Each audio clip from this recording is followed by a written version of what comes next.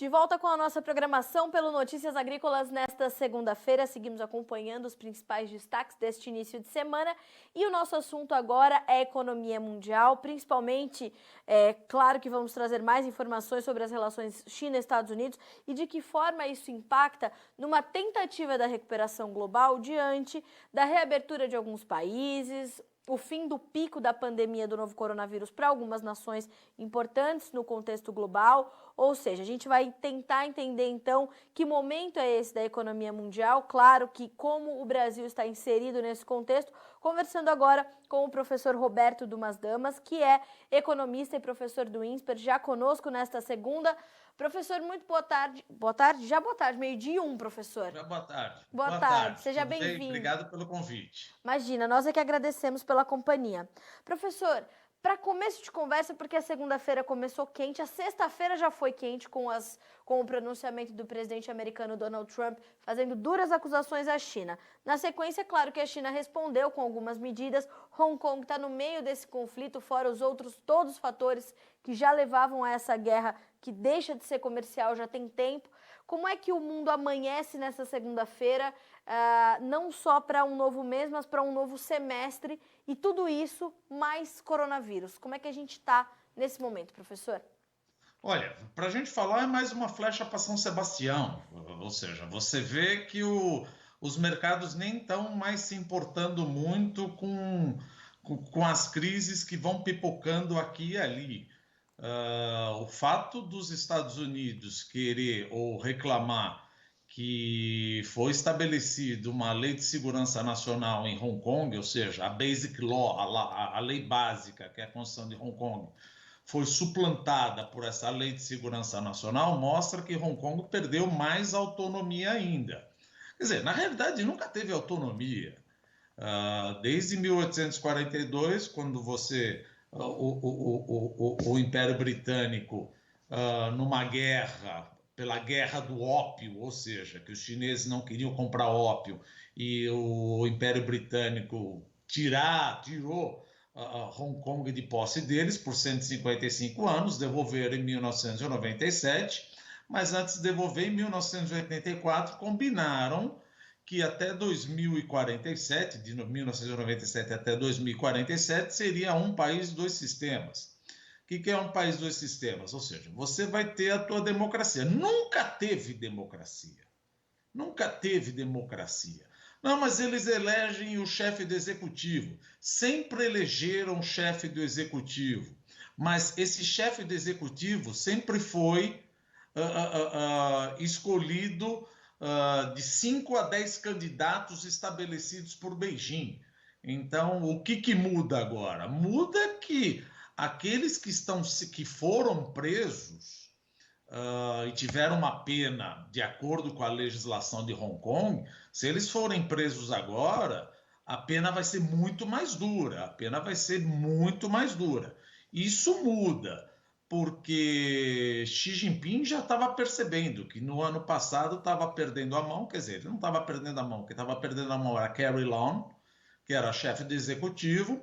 Veio a pandemia do coronavírus, todo mundo ficou em casa, começou a flexibilizar e os protestos voltaram. Aí o Xi Jinping resolveu entrar.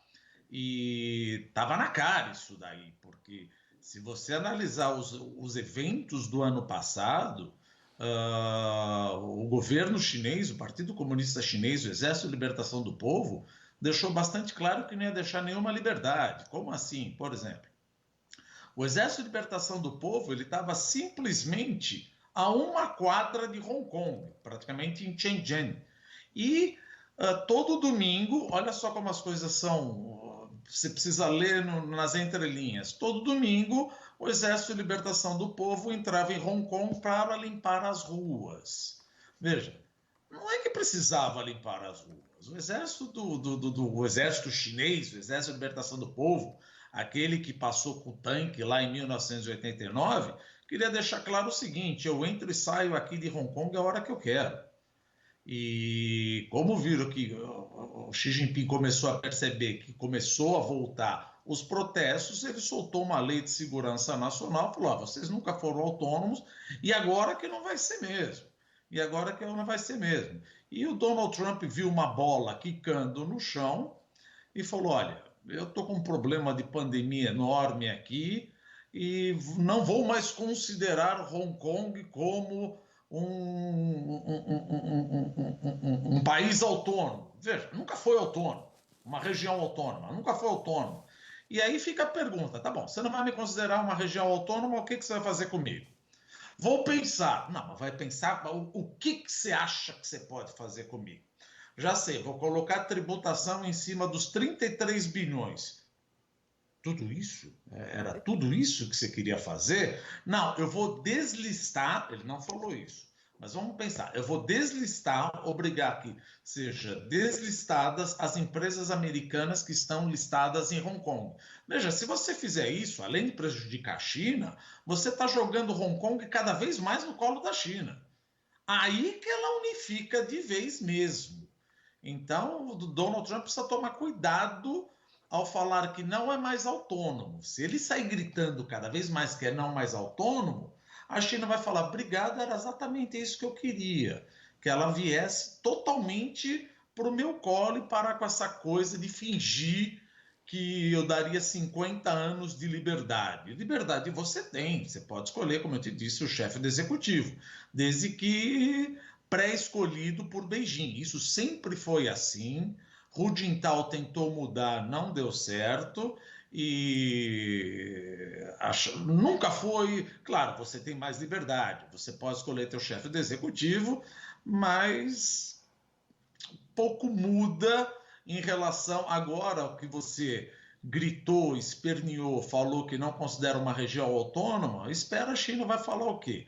Veja, eu sou a quinta maior bolsa, ou sexta, dependendo do dia, quinta ou sexta maior bolsa de market capitalization do mundo. O que você quer fazer comigo? As tuas empresas estão listadas aqui. É o único hub que liga praticamente a Ásia e a China com o Ocidente. Muito cuidado com o que você vai fazer. Você vai dar um tiro no pé. Você já foi e já falou que não somos autônomos. Eu já entendi teu speech, eu não estou nem aí. Mas o chinês já retalhou, já falou que, olha, então já que eu não sou autônomo, eu também vou parar de comprar soja e proteína animal. Ponto positivo para o Brasil. Não, mas eu posso comprar da Austrália. Não, quer dizer, depende, porque a Austrália também está em rusgas com a China, porque a Austrália quis mandar alguns cientistas lá para o laboratório de Wuhan para fazer uma análise de como que surgiu o vírus. E os chineses não permitiram. Então, a Austrália parece que é um convidado não muito bem-vindo. Ponto positivo para o Brasil em relação à proteína animal e minério de ferro. Claro que ela vai ter que acabar comprando também um pouco da Austrália, que não dá para comprar tudo do Brasil. Mas o agribusiness se beneficia. Agora, depende como é que o ministro das Relações Exteriores vai se posicionar. Era melhor fingir que, olha, não estou sabendo de nada, nada aconteceu, sejamos pragmáticos, eu não tenho nada a ver com Hong Kong. E, primeiro, eu acho que antes de tomar uma posição, analisar bem, estudar bem a situação de Hong Kong, a China. Veja, ninguém está querendo defender ditadura ou não, mas eu não sei se eu já falei aqui, por exemplo, se você der uma independência total para Hong Kong, você está defendendo a ditadura? Não, de jeito nenhum, não estou defendendo uma ditadura. Mas a China é um país completamente assimétrico, ou seja, você tem várias Chinas dentro de uma China, 23 províncias, dialetos, minorias étnicas. E se você por acaso quiser dar uma independência para Hong Kong, a primeira coisa que vai acontecer, Taiwan vai falar: olha, se você não me leva a mal, até 1945 eu era do Japão. De 1945 a 49 eu era terra de ninguém. 49, depois com o final da Guerra Civil entre os nacionalistas liderados por Chiang Kai-shek e o Mao Tse-tung, Chiang Kai-shek, ou seja, os nacionalistas apanharam e formaram Taiwan. Então, Taiwan não se considera chinês. E aí, se você dá independência para Hong Kong, Taiwan vai levantar a mão e falar: olha, se você não se importa, eu também gostaria da minha independência. E aí fala: bom, já que abriu, vamos dar independência para Taiwan. E aí o Tibete também, que é uma região autônoma, vai falar: olha, eu sempre quis minha independência. E outra, o Dalai Lama, ele mora no Nepal. e é o principal líder do Tibete. Então, não sei, mas é bem provável que se você dá independência para o Tibete anexa com o Nepal. E Grande aí você chance. pode anexar também com a Índia. Aí você fica próximo de uma reserva enorme petrolífera no centrão da China, lá em Chongqing. Bom, então vamos dar liberdade para Hong Kong, vamos dar liberdade para Taiwan, vamos dar liberdade para Tibete. Nossa, só tem mais duas regiõezinhas só. Você tem a Xinjiang, onde moram os uigures, que é uma província islâmica, que também é uma região autônoma, várias vezes massacrados pelos chineses, eles também querem independência. Bom, então se você abrir, vamos dar independência para esses caras também. Bom, mas e a Mongólia Interior, que também é uma região autônoma, que faz fronteira lá com a Rússia, no Nordeste, perto da Manchúria? Vamos dar independência. Ou seja, aquilo vira uma verdadeira União Soviética. Uhum. Se você abrir para um, você abriu o flanco para todo mundo. Então, Certo. muitas vezes a gente dá entrevista e fala: você é a favor? Não, não é que eu sou a favor de jeito nenhum. Mas vamos entender como é que funciona a China, vamos entender quais são as províncias, quem são regiões autônomas. Veja, E um como país que essa, é e como muito. essa autonomia funciona, né, professor? É, A gente diz e, e, autônoma, a gente entende que seja realmente 100% autônoma, e se a gente vai a fundo, a gente vai ver que as coisas não não são bem é. assim. Não, você tem uma certa liberdade e tal, mas não é autônomo a ponto de fazer, por exemplo, uma coisa que você nunca pode falar na China é falar: olha, eu vou para Taiwan, que é a República da China. Isso você está xingando. A República da China não existe para os chineses. Existe a província de Taipei. Existe a província lá de Taiwan, a cidade de Taiwan, Taipei, etc. O que a única coisa que existe para eles é a República Popular da China. E isso eu já vi até em apresentações na ONU, alguém falando República da China. Nossa, é uma falha de conhecimento histórico atroz. É uma diplomacia, a mesma coisa que. Quer dizer, aqui é engraçado, lá não. Mas seria a mesma coisa que falar que a capital do Brasil é Buenos Aires. Isso é engraçado aqui, lá não é. É Sim. falar: não, o Brasil é dominado pela Argentina. Não, como assim o Brasil é dominado? Você não leu a história da China? Mas Trump, não sei por que cargas d'água agora, resolveu falar: olha, ele é autônomo. Só que é como eu te disse, tá bom, o que você vai fazer? Você vai colocar uma tributação em 33 bilhões, que é o meu comércio, e outra, você é superavitário. O que você vai fazer comigo? Então, é o que eu te digo. Muito cuidado com o que você vai fazer comigo, que se você estressar demais o elástico, você vai jogar Hong Kong de vez no colo da China. Aí fala: bom, então já que eu não sou o hub, então agora você vira de vez uma província. Prejudica a China e não ajuda nada aos Estados Unidos. Agora, professor, como que essa informação chega e todos os desdobramentos disso chegam no momento onde a economia está tentando sair desse caldo que está tomando aí, vindo pela essa onda gigantesca da pandemia do coronavírus? Alguns países reabrindo as suas economias, retomando as suas atividades. Isso muda a perspectiva de recuperação, de retomada da economia mundial? Isso atrasa um pouco mais essa retomada ou não? Veja, cenas dos próximos capítulos. Uhum. Por enquanto, não. Mas aí alguém fala: olha, não vamos respeitar mais a fase um do acordo. Gente, a fase um do acordo, se você ler, aquilo foi feito para não ser respeitado. Em 2017, a China comprou 130 bilhões dos Estados Unidos em importações. E na fase um, ele se compromete a comprar adicionais 200 bilhões de dólares em 2020 e 2021. É tipo, é óbvio que eu não vou mais do que dobrar as minhas importações dos Estados Unidos em 2 anos. E a bolsa entra numa euforia: olha, assinamos a fase um. Gente, leia. 2017, a importação chinesa foi de 170 bi. Vocês realmente acham que eles vão comprar mais 200 bilhões? E agora, no meio da pandemia, e outra, prometeram que vão respeitar a propriedade intelectual. Sério mesmo? Talvez Beijing tenha um interesse legítimo de proteger a propriedade intelectual. É um regime centralizado, mas Na prática, ele é descentralizado. Quem manda mesmo lá embaixo são os governadores das províncias. E os governadores das províncias eles são avaliados de acordo com a capacidade de bombar o PIB.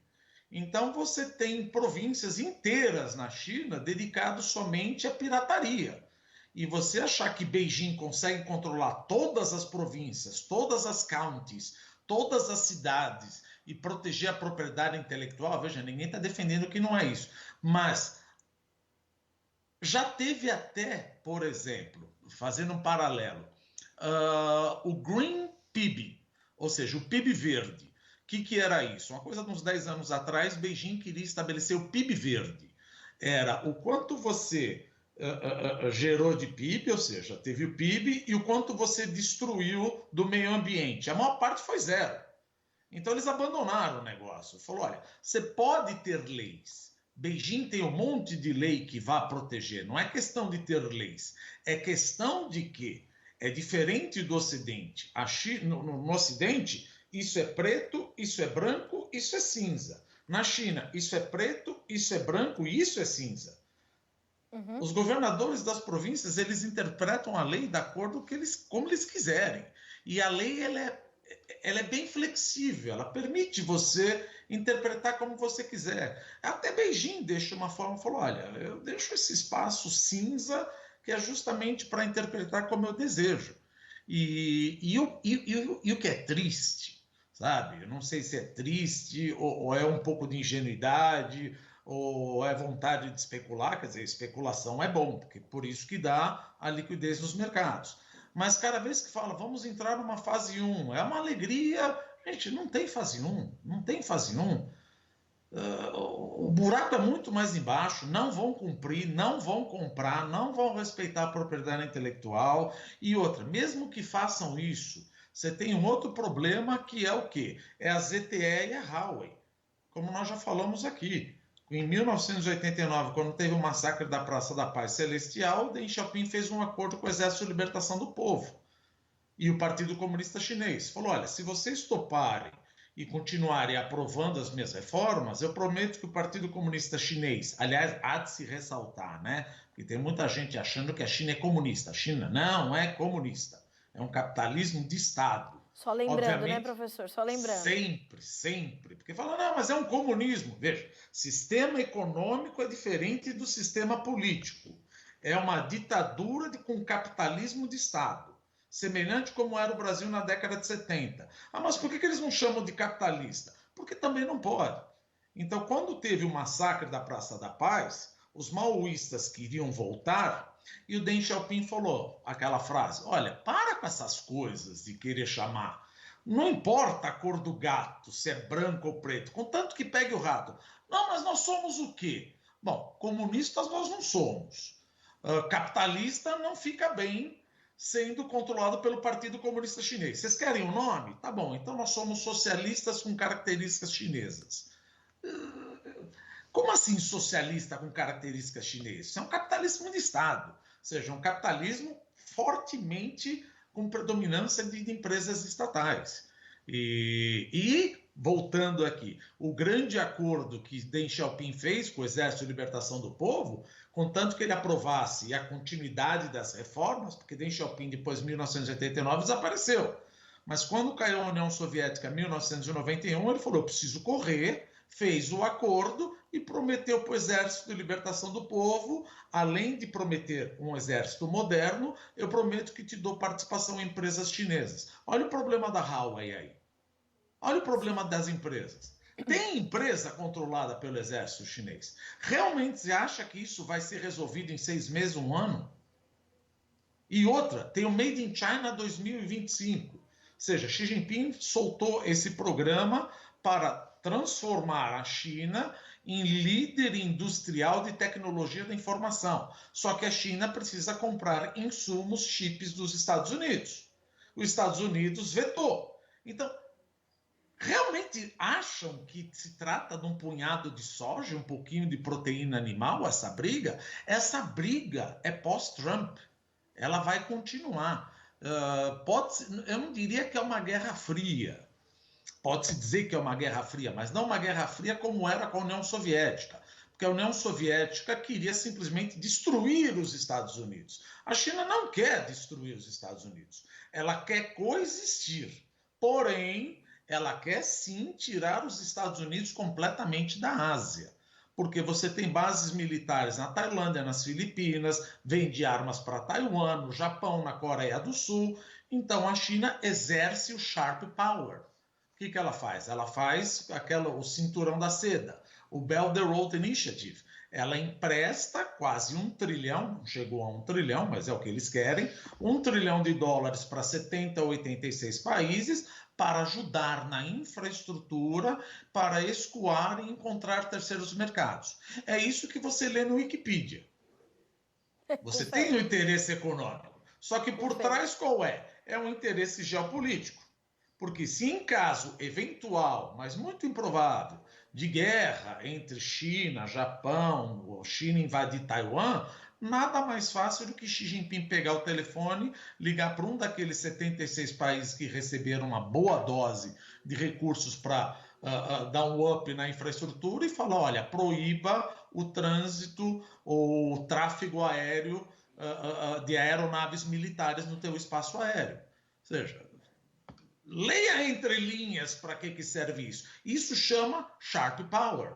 Por que não é hard power?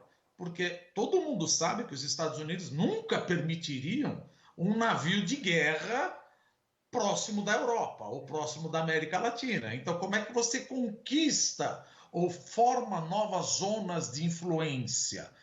Através do dinheiro, através do sharp power.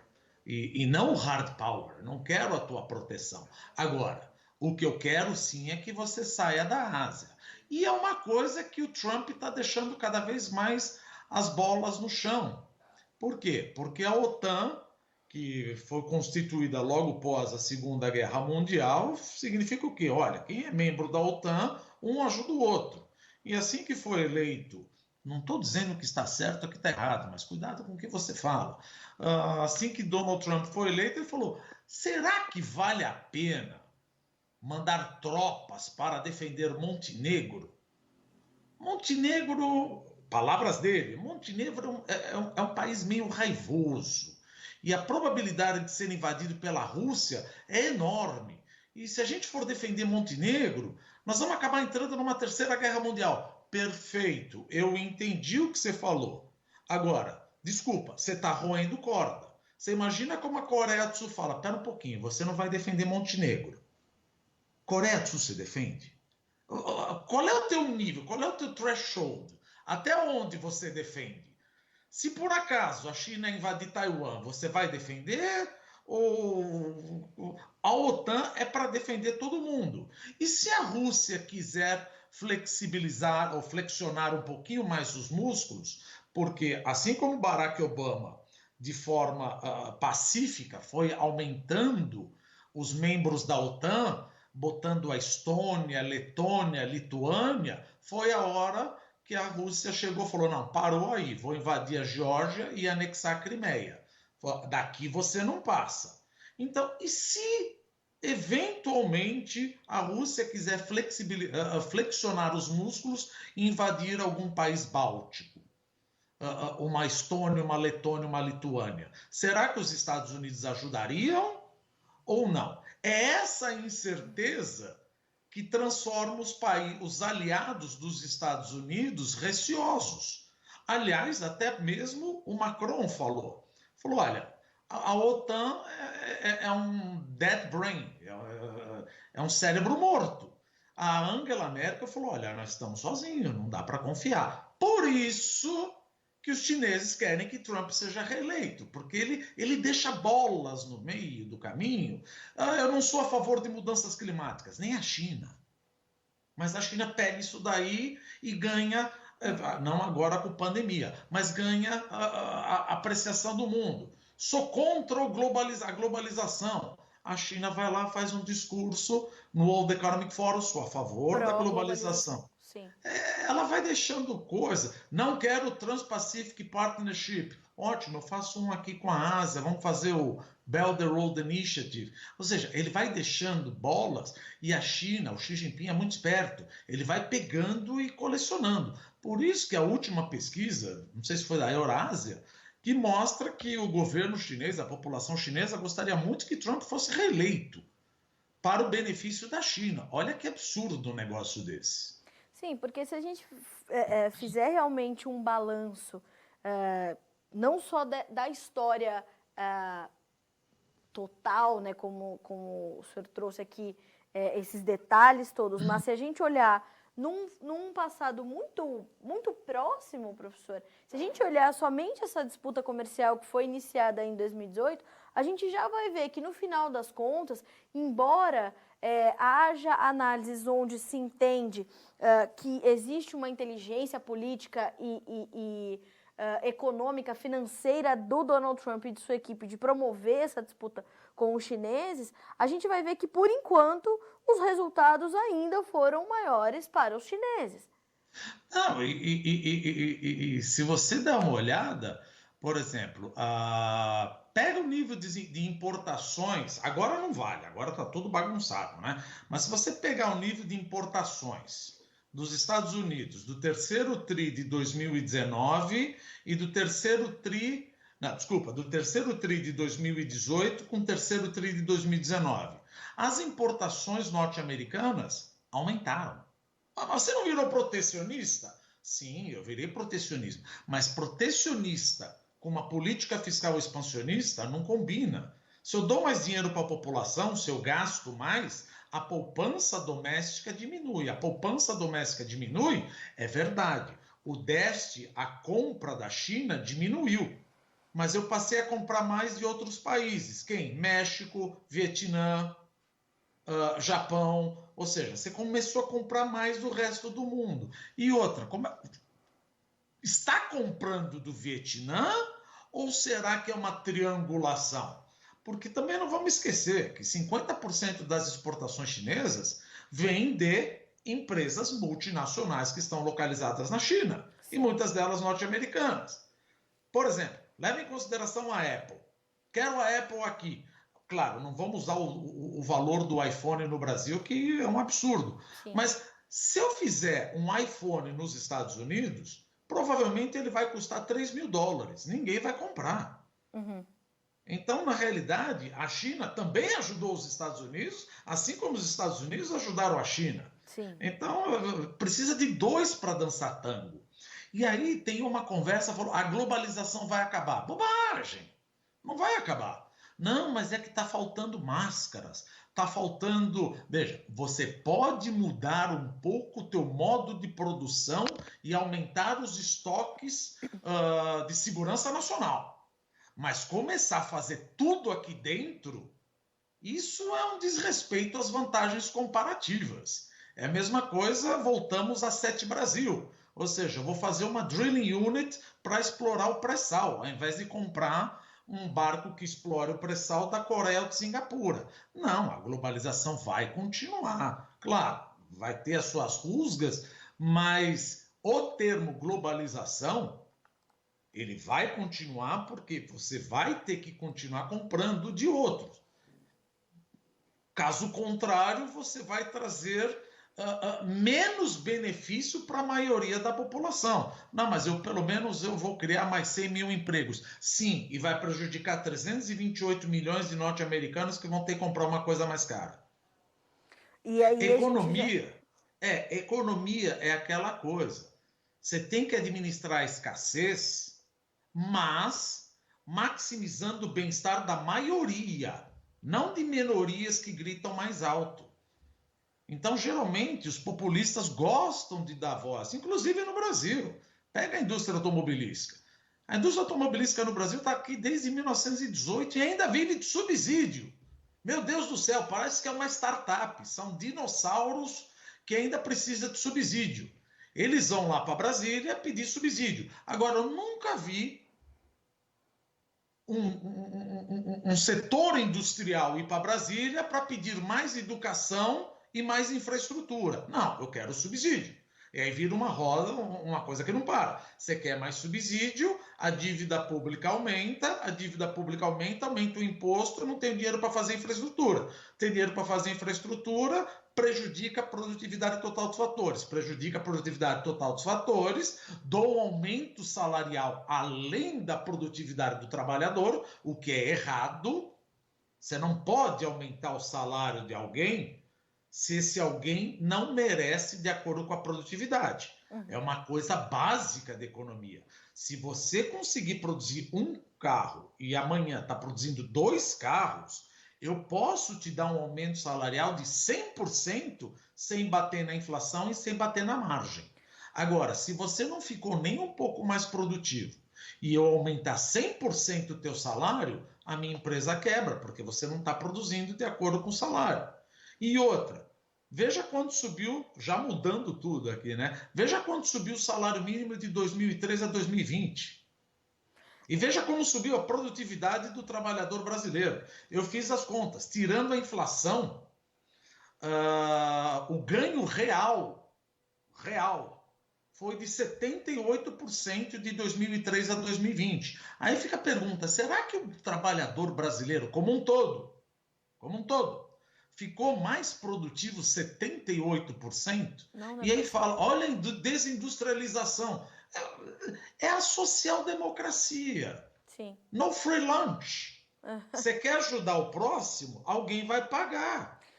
Inclusive, não tem jeito. Se a gente olhar para essa relação China e Estados Unidos e voltar um pouco para o território americano, a gente vai ver que nos anos onde o Trump tem sido presidente, né, já houve a injeção de subsídios para os produtores norte-americanos que estão com a demanda chinesa ausente, estão com seus estoques de grãos abarrotados, principalmente soja, voltando um pouco para o nosso setor. Então, eles vêm sendo afagados, talvez, por esses subsídios, porque precisam continuar sobrevivendo, precisam continuar na atividade, recebem esses subsídios. Isso tudo faz com que o comportamento dos preços, né, não seja adequado às necessidades Fica uma bagunça. dos americanos, e aí vira uma bola de neve. Aí, se a gente tira o Donald Trump e entra com um governo completamente diferente daqui para frente, o setor vai ter que revisar toda a sua estratégia de novo para saber como sobreviver nos próximos anos. E isso não se limita só ao agronegócio, né, professor? Não. Distorce completamente os preços. Por exemplo, é o que eu falo, esquece 2020. 2020 não dá para analisar dados, está tudo caindo. Acabou, é um ano perdido. Mas se você pegar 2019, o PIB dos Estados Unidos de 2019, que cresceu e tal, mas o que você tem no PIB? Você tem consumo, investimento das empresas privadas, gasto do governo, exportação líquida. Exportação menos importação. Qual foi o motor que fez os Estados Unidos crescerem? Consumo e gasto do governo. Mas por que o investimento privado não subiu? Ora, se eu sei que o meu presidente, Donald Trump, eventualmente, cada dia ele acorda e fala que vai colocar uma tarifa ou na Alemanha, ou no aço brasileiro, ou no México, quer fazer um novo NAFTA, quer sair do Trans-Pacific Partnership, quer brigar com a China, fala, gente, eu não sei se eu devo investir. Então, isso daqui não é uma opinião, é fático. Os 3 primeiros trimestres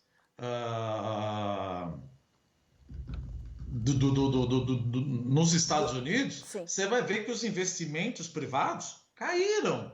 Por quê? Porque como é que eu vou investir se amanhã ele acorda e me coloca uma tributação justamente no país onde eu estou fazendo outsourcing? Eu montei uma fábrica no Vietnã. Pá! Quer dizer, chega uma hora e fala, eu vou esperar para ver até quando ele se acalma.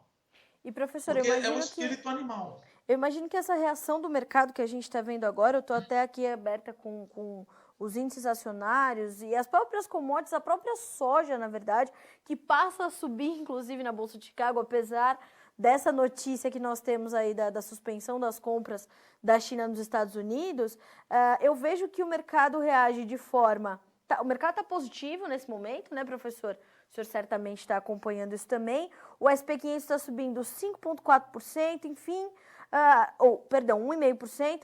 Então, quer dizer, a gente tem uma série de notícias aí que meio que já são ou conhecidas ou esperadas Ou parece que o mercado está tentando entender todas essas medidas e todas essas atitudes, né, professor? Tanto que reage com bastante cautela, não tem nenhum desespero, ou nenhum efeito manada, ou nada de parecido com o que a gente viu no início desse acirramento da disputa, né? Veja, eu cheguei um bom tempo na minha vida estudando crise, mas se você começa a analisar as crises, você vai ver que quando uma bolha de ativo estoura, o Banco Central sempre planta a semente da próxima bolha. Como? Com afrouxamento monetário. Pega o ano 2000, quando estourou a bolha da dot-com. O que o Alan Greenspan fez? Jogou a taxa de juros lá embaixo. A hora que jogou a taxa de juros lá embaixo, formou a bolha do real estate da subprime.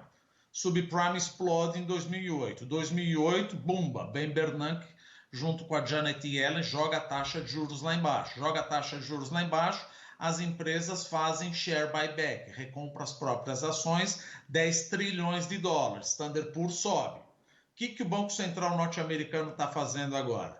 Por isso que o pessoal fala, é importante uma social-democracia. Não. Quando você faz o quantitative easing, o afrouxamento monetário, a gente já fez estudo. A utilidade marginal do afrouxamento monetário, ou seja, o que quer dizer utilidade marginal? Não está indo para a economia real. Todo esse dinheiro que o Banco Central está jogando no sistema está indo para ativos de risco. Então, isso ele aumenta a desigualdade. Por quê? Quem vai investir em bolsa? Geralmente é o cara mais evoluído, é o cara mais instruído. Quando estoura, que impacta a economia real, a desigualdade aumenta.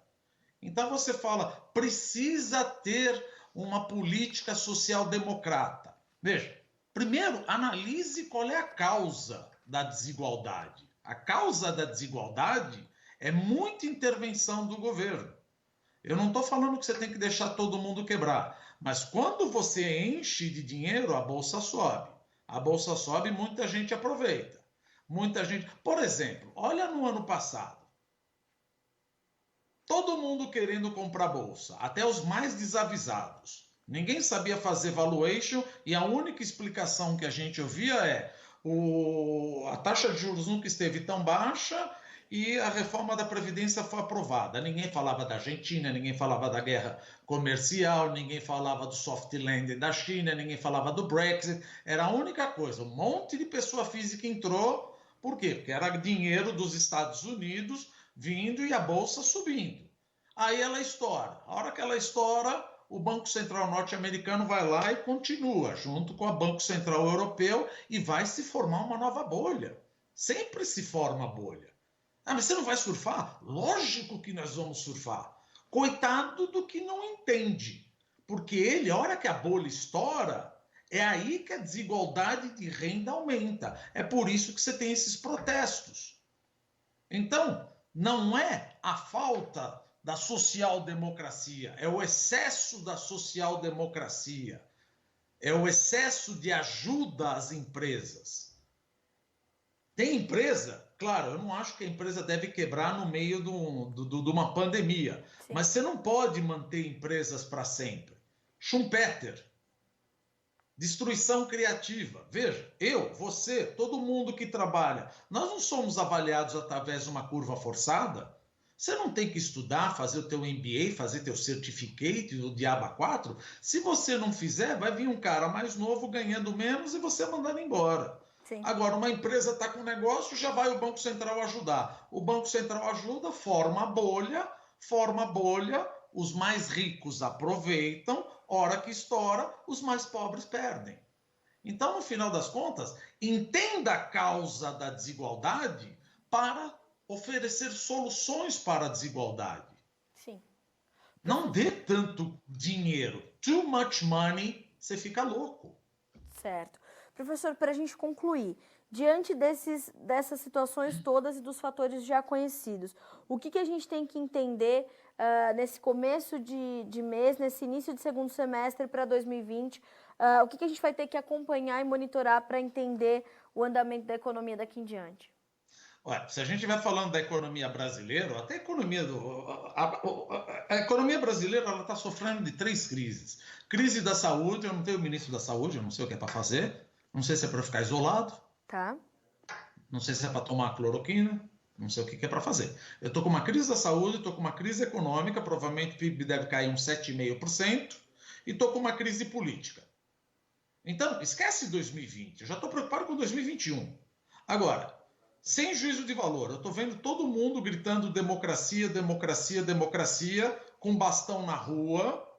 Você imagina como fica um investidor, um investidor, um empresário, falar, gente, é impressão minha ou estamos tendo manifestações cada vez mais violentas e gritando democracia, mas ao mesmo tempo pedindo para fechar o Congresso? Ah, só tem ladrão no Congresso. Eu não estou nem discutindo isso, eu nem sei se são. Mas democracia não é fechar o Congresso. Existe uma coisa chamada democracia representativa. Você botou os caras lá. Bom, mas eu não gosto deles. Tá bom, entendi, você não gosta deles. Só que para nós crescermos 2021, que a gente tem que olhar, é aprovar as reformas. Quais as reformas que eu tenho que tem que ser aprovada? Poucas. Reforma administrativa, reforma tributária, PEC do Pacto Federativo, PEC dos fundos públicos. Sim. E reforma emergencial. Para isso, eu tenho que contar com a boa vontade do Congresso, que o Executivo não para de xingar. Então, você já imaginou o que vai acontecer em 2021? Eu fico olhando, não, 2021 nós vamos crescer em V, mas não vai mesmo. Como é que o Congresso, pensando aqui na psique, por que o Congresso, veja, não estou defendendo, eu quero ganhar dinheiro. Tem empresário, o empresário tem que fazer um business plan. Então vamos pensar, por que durante 2 anos teve briga entre executivo, legislativo e judiciário? Não, mas eu não estou mostrando quem é culpado, não me interessa. O que interessa para o investidor é que eu não gosto de briga. Quando tem briga e incerteza, eu paro de investir. Se está tendo essa crise política, provavelmente o mínimo de reforma deve ser aprovada. Porque o congressista vai pensar, por que eu vou colocar azeitona na empada do executivo justamente agora que começamos a corrida presidencial? Então você está vendo que 2021 não vai ser aquela alegria toda? Nós vamos crescer como um N de Nike. Sim. Tem certeza? Não, pelo amor de Deus, ninguém tem certeza. Economia é uma ciência social, pode mudar. Mas eu aloco uma probabilidade muito maior de que nós vamos crescer em N do que crescer em V. Tá. Eu acho que é muito difícil você crescer em V e falar agora vai. E outra, a hora que eu ver, ou que o executivo perceber que o PIB caiu 7%, há de se avaliar se não ocorrerá uma guinada fiscal expansionista e irresponsável. Porque o governo pode falar, olha, não deu certo, tomei um cacete de 7,5%, cresci 1%, vamos socar a bota. Ele já não soltou quase o Plano Brasil agora? Se ele faz uma coisa dessa, solta o Plano Brasil, Paulo Guedes pede o chapéu. Paulo Guedes pede o chapéu, olha como eu vou entrar 2021. Não, professor, calma, todo mundo fica calmo. Vamos acompanhar as cenas dos próximos capítulos. Vamos. Professor, muito obrigada pela conversa, principalmente por nos trazer um pouco da história para a gente entender como é que as coisas estão, como caminham e como devem caminhar realmente. Te agradeço muito mais uma vez pela conversa, pelo tempo que o senhor dispõe ao Notícias Agrícolas. Desejo uma excelente semana para o senhor e já espero para a próxima. Só dei notícia negativa, né? Mas vai melhorar, se Deus quiser. Se Deus quiser. Obrigado, obrigada, gente. Foi um prazer. Tchau. Prazer é nosso. Tchau. Conosco, portanto, o economista e professor do INSPER, Roberto Dumas Damas, nos trazendo esse cenário. Claro que focamos mais nas relações entre China e Estados Unidos devido às últimas notícias que começaram na última sexta-feira em função do pronunciamento do presidente americano Donald Trump sobre a China, que já respondeu, e agora a gente vai ter que acompanhar realmente as cenas dos próximos capítulos para entender de que forma que isso vai impactar na recuperação da economia global já tão fragilizada por conta da pandemia. Fato é que, segundo o professor, a gente não vai ter um 2021 de crescimento nem para o Brasil e nem para a economia mundial. A gente vai ter sim um ano de olhar para o que aconteceu, olhar para o que ainda está acontecendo e entender o que a gente vai ter que fazer para voltar a crescer. A gente fica por aqui com esse boletim, mas segue a nossa programação para que você seja o produtor rural mais bem informado do Brasil.